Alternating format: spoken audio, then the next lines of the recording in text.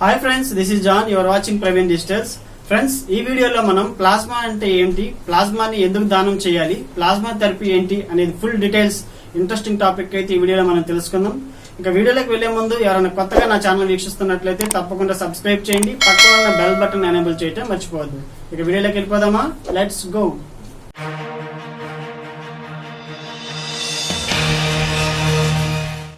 Friends, గత కొద్ది నెలలుగా మనం ప్లాస్మా గురించి వింటున్నాం. ప్లాస్మా దానం చేయండి, ప్రాణాలు నిలపండి అంటూ ప్రచారం జరుగుతుంది. సినీ దర్శకులు, సినిమా యాక్టర్లు, అంతే విధంగా కొంతమంది రాజకీయ ప్రముఖులు కూడా ప్లాస్మా గురించి తెగ ప్రచారం చేస్తున్నారు. ఇంతకీ ప్లాస్మా అంటే ఏమిటి, ప్లాస్మా ఎందుకు దానం చేయాలి, పూర్తి డీటెయిల్స్ అయితే మనం తెలుసుకుందాం.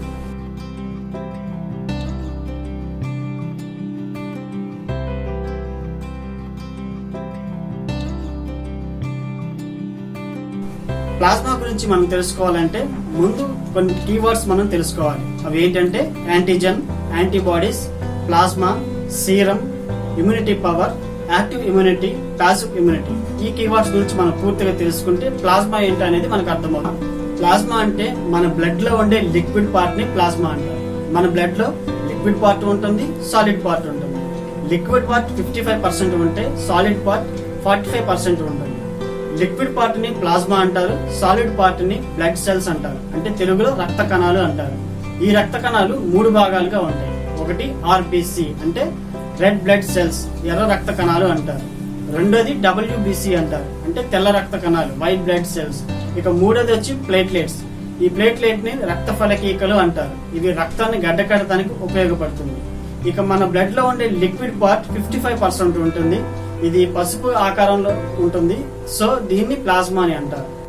మన బ్లడ్ లో పసుపు లాంటి లిక్విడ్ పార్ట్ నే ప్లాస్మా అంటారు. ఈ ప్లాస్మాలో minerals, proteins, water and antibodies ఉంటాయి. ఈ మన బ్లడ్ లో ఉన్నటువంటి ప్లాస్మాలో ఒక రకమైన ప్రోటీన్ ఫైబ్రోనెజిన్ ప్రోటీన్. ఈ ఫైబ్రోనెజిన్ ప్రోటీన్ గాని మనం తీసేస్తే దాన్ని సీరం అంటారు. ఈ ఫైబ్రోనెజిన్ ప్రోటీన్ మన బ్లడ్ ని క్లాటింగ్ చేయడానికి ఉపయోగపడుతుంది.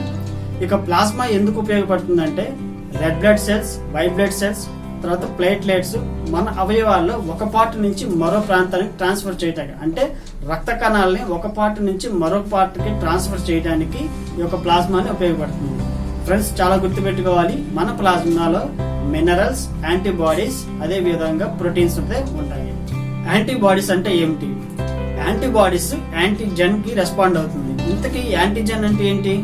ఎగ్జాంపుల్, మన ఇండియన్ ఆర్మీ, పాకిస్తాన్ ఆర్మీ ఉందనుకోండి. మన ఇండియన్ ఆర్మీని యాంటీబాడీస్ అంటారు, పాకిస్తాన్ ఆర్మీని యాంటీజెన్ గా అభివర్ణించవచ్చు. అంటే శత్రువుల్ని యాంటీజెన్ గా మనం అభివర్ణించవచ్చు. మన బాడీలోకి వైరస్ గాని, బ్యాక్టీరియా గాని ప్రవేశించినప్పుడు ఈ యాంటీబాడీస్ వాటి మీద ఫైట్ చేస్తాయి అన్నమాట. దాన్ని యాంటీబాడీస్, యాంటీజెన్స్ అంటారు. ఈ యాంటీబాడీస్ ఎక్కడ ఉంటాయి అంటే ప్లాస్మాలో ఉంటాయి. మన శరీరంలో వైరస్ గాని, బ్యాక్టీరియా గాని ప్రవేశించినప్పుడు కొన్ని ప్రోటీన్స్ ఉత్పత్తి అవుతాయి. ఆ ప్రోటీన్స్ నే యాంటీబాడీస్ అంటాం. ఈ యాంటీబాడీస్ మన బాడీలో ప్లాస్మాలో ఉంటాయి అన్నమాట. మన బ్లడ్ లో ఉన్నటువంటి ప్లాస్మాలో ఉంటాయి. మనకున్నటువంటి మన శరీరంలో ఏదైనా వైరస్ గాని, బ్యాక్టీరియా గాని ప్రవేశించినప్పుడు కొన్ని యాంటీబాడీస్ కొన్ని యాంటీజెన్లు చంపేస్తాయి. మరికొన్ని యాంటీజెన్లు ఏం చేస్తాయంటే కొన్ని యాంటీబాడీస్ వాటిని మెమరీ చేసుకుంటాయి. వీటిని మెమరీ సెల్స్ అంటారు. ఎందుకు మెమరీ చేసుకుంటాయి అంటే ఈ యొక్క యాంటీబాడీస్ ఆ వచ్చినటువంటి యాంటీజెన్ ని, ఆర్ఎన్ఏ, డిఎన్ఏని పూర్తిగా స్టడీ చేసుకొని వాటన్నిటిని కూడా మెమరీగా మన బ్లడ్ లో స్టోర్ చేసుకుంటాయి అన్నమాట. మరోసారి ఇంకోసారి ఇలాంటి రోగం వచ్చినప్పుడు లేదా వైరస్, బ్యాక్టీరియా వచ్చినప్పుడు ఈ యాంటీబాడీస్ ఆ యాంటీజెన్ల మీద ఫైట్ చేసి మరలా ఎటువంటి రోగాన్ని రాకుండా చూస్తుంది. దీన్ని యాంటీబాడీస్ అని అంటారు. ఫ్రెండ్స్, ప్లాస్మా థెరపీ అంటే ఏమిటి? ఫ్రెండ్స్, ఒక వ్యక్తి కరోనా వచ్చింది అనుకోండి. కరోనా నుంచి అతను పూర్తిగా కోలుకున్న తర్వాత అతని బాడీలో పుష్కలంగా యాంటీబాడీస్ అయితే డెవలప్ అవుతాయి.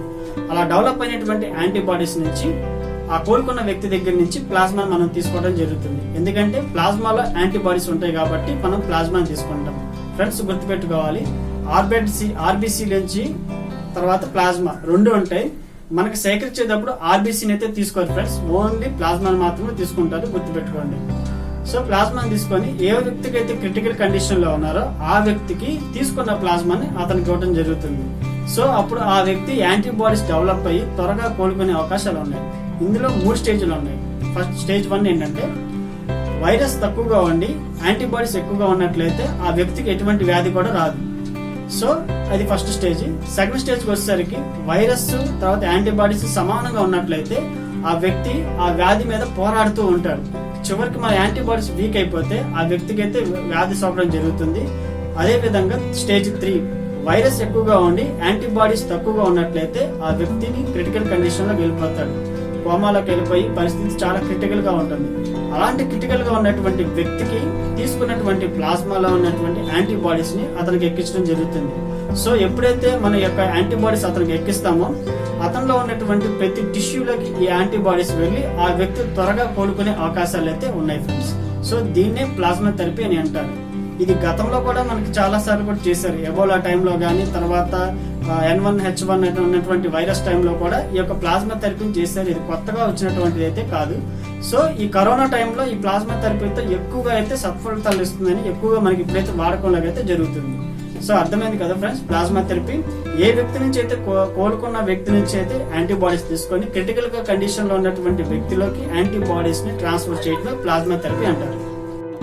ఫ్రెండ్స్, ప్లాస్మా థెరపీ ప్రాసెస్ ఎలా ఉంటుందంటే ఏ వ్యక్తి నుంచి అయితే మనం ప్లాస్మా తీసుకుంటున్నామో ఆ వ్యక్తి యొక్క బ్లడ్ ని పూర్తిగా అయితే టెస్ట్ చేస్తారు.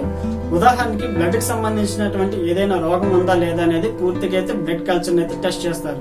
ఉదాహరణకి హెపటైటిస్ బి గానీ, హెపటైటిస్ సి గానీ, HIV గానీ, ఎయిడ్స్ గానీ, ఇంకా రక్తానికి సంబంధించి ఎటువంటి వ్యాధి వచ్చే అవకాశం ఉందో అనేది పూర్తిగా అయితే టెస్ట్ చేసి అతని బ్లడ్ అంతా కూడా బాగుంటేనే ఆ ప్లాస్మా తీసుకొని ఉపయోగిస్తారు ఫ్రెండ్స్.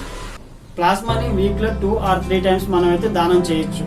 ఎందుకంటే మనకు చాలా మంది తెలుసు బ్లడ్ ఇచ్చినప్పుడు మనం 40 days లేదా 2 weeks వరకు బ్లడ్ ఇవ్వకూడదు అంటారు. ఎందుకంటే అందులో రెడ్ బ్లడ్ సెల్స్ తీసుకుంటారు, అంటే రక్త కణాలు వాళ్ళు తీసుకుంటారు కాబట్టి. సో ఇందులో రక్త కణాలను తీసుకోరు, ఓన్లీ ప్లాస్మాని మాత్రమే తీసుకుంటారు కాబట్టి సో మనం బ్లడ్ ఇచ్చేటప్పుడు ఓన్లీ వాళ్ళు ప్లాస్మాని మాత్రమే తీసుకుంటారు. ఒకవేళ బ్లడ్ ఇచ్చేటప్పుడు ఈ ప్లాస్మా ఇచ్చేటప్పుడు రక్త కణాలు వెళ్ళిపోయినా మనం తిరిగి మన బాడీలోకి అయితే దాన్ని ఎక్కించేస్తారు ఫ్రెండ్స్. రక్త కణాలని ఓన్లీ ప్లాస్మా మాత్రమే తీసుకుంటారు. సో ప్లాస్మా 2 or 3 days లో మన బాడీలో డెవలప్ అవుతూనే ఉంటుంది కాబట్టి వీక్లీ 2 or 3 times మనం అయితే యాంటీబాడీస్ మనలో పుష్కలంగా ఉంటే ఈ ప్లాస్మాని అయితే దానం చేయొచ్చు. ప్లాస్మా దానం చేయడం వల్ల క్రిటికల్ గా ఉన్నటువంటి పేషెంట్ ని అయితే మనం మరి ఆరోగ్యంగా వాళ్ళ ఫ్యామిలీ వాళ్ళకి మనం అప్పగించిన వాళ్ళం అవుతాం. ప్లాస్మా చేయటం వల్ల మనకి ప్లాస్మా దానం చేయటం వల్ల మనకి ఎటువంటి నష్టం అయితే మనకు ఉండదు. అనేక మందిని రక్షించిన వారం అవుతాం, అనేక మంది ప్రాణాలను నిలబెట్టిన వారం అవుతాం ఫ్రెండ్స్.